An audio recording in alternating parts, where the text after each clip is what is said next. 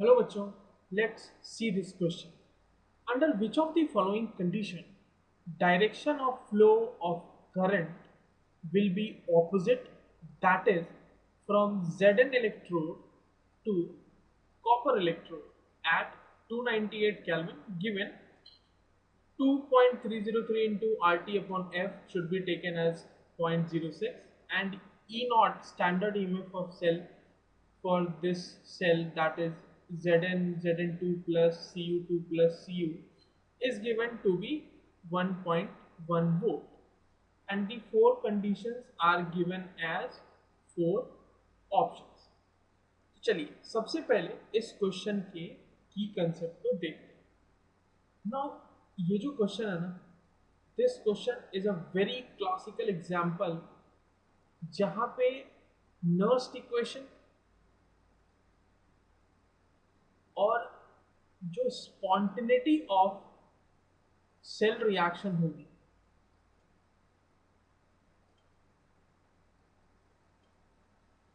Spontaneity of cell reaction, उन दोनों का एप्लीकेशन देखने को मिलता है.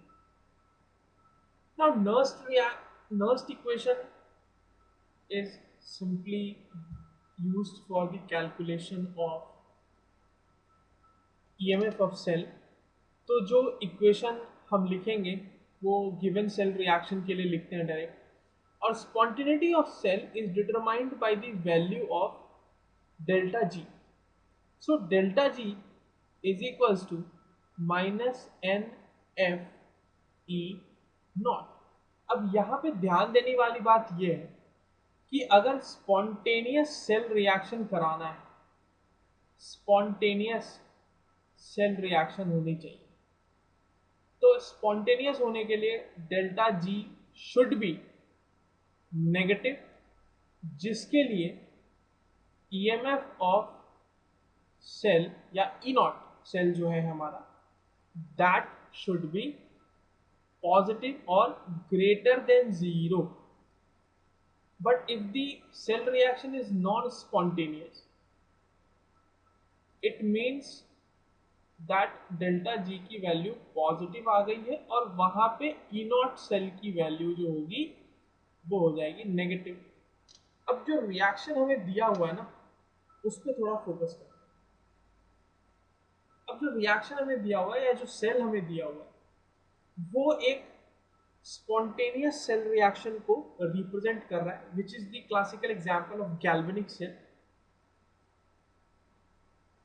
गैल्वेनिक सेल जिसका सेल रिएक्शन कुछ इस तरीके से लिख सकते हैं, Zn solid plus Cu2 plus aqueous gives Zn2 plus aqueous plus Cu solid.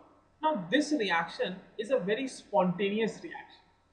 इसका मतलब है कि इसके लिए, इस रिएक्शन के लिए ओवरऑल डेल्टा जी की जो वैल्यू होगी वो नेगेटिव रही होगी, और जिसके लिए ई नॉट सेल का पॉजिटिव होना बहुत ही ज़्यादा ज़रूरी है.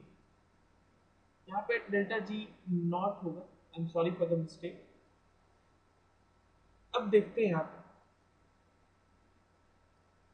तो ये जो गैल्वेनिक सेल है ना, इसमें करंट का flow is from copper electrode to zinc electrode. ये स्पॉन्टेनियस सेल के लिए मैं बता रहा हूँ कि करंट का फ्लो जो है वो कॉपर इलेक्ट्रोड से जिंक इलेक्ट्रोड की तरफ.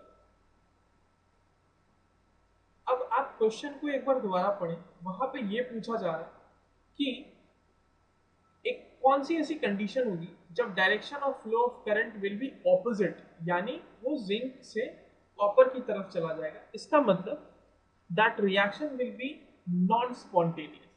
तो हम क्या करते हैं, सबसे पहले इस रिएक्शन के लिए नर्स्ट इक्वेशन लिख लेते हैं और उसको हम लेस देन जीरो मान के सॉल्व करते हैं.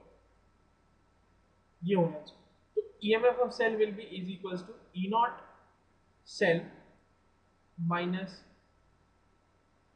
2.303 RT upon NF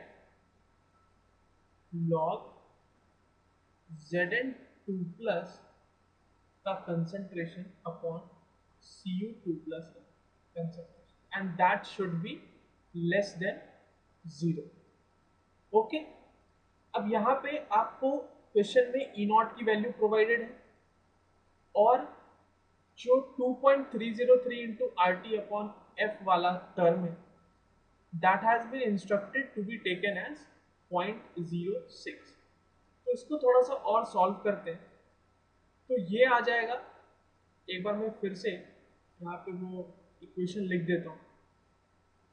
2.303 RT upon NF log Zn2 plus concentration and Cu2 plus concentration should be less than 0. अब आप एक चीज देखें, यहाँ पे E0 सेल की वैल्यू गिवन है आपको क्वेश्चन में 1.1 वोल्ट माइनस ये पूरा का पूरा टर्म जो है ये इंस्ट्रक्टेड है 0.06 कंसिडर करने के लिए और n की वैल्यू होगी 2 क्योंकि उतने ही इलेक्ट्रॉन का एक्सचेंज हो रहा है. सो दैट इज लाइक इतना करने के बाद आप थोड़ा सा इसमें इनइक्वालिटी मैथ्स का बेसिक फंडामेंटल मैथमेटिक्स जो है वो यूज होगी यहाँ पे और आप इसको सीधा लिख सकते हैं that 0.06 upon 2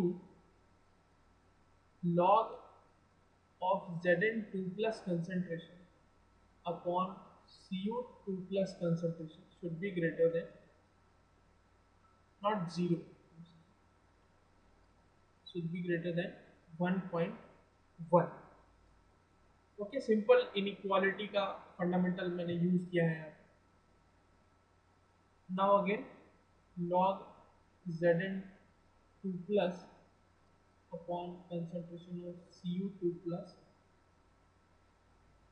should be greater than equal to, थोड़ा सा बेसिक मैथमेटिकल मैनिपुलेशन है यहाँ पे, तो दैट इज 36.67. ये कैसे आया?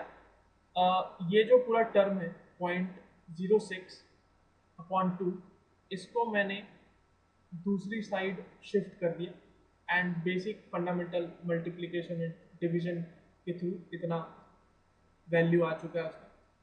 नाउ अगर मैं इसको लॉग में से ln में कन्वर्ट करूं तो आपको पता है कि ln is equals to 2.303 log. Natural log और लॉग बेस 10 में ये कन्वर्जन यूज होता है.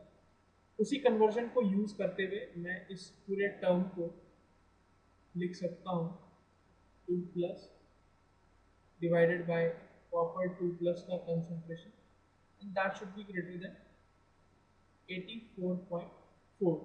बेसिक मैथ्स का यूज करते हुए मैंने ये किया है.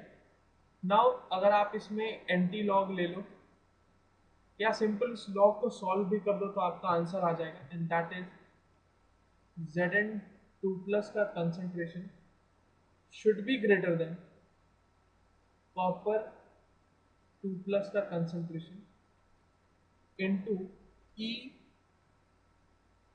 का पावर 84.4. E इसलिए आया क्योंकि नेचुरल लॉग का बेस जो होता है वो E होता है. तो जब आप इसको लॉग के टर्म्स में नॉर्मल कन्वर्जन करेंगे तो ये e टू द पावर 84.4 हो जाएगा and this is your final answer. So the correct answer for this question is option A, which is the concentration of Zn2 plus should be greater than e raised to the power 84.4 into concentration of Cu plus. I hope you understood it well. All the best.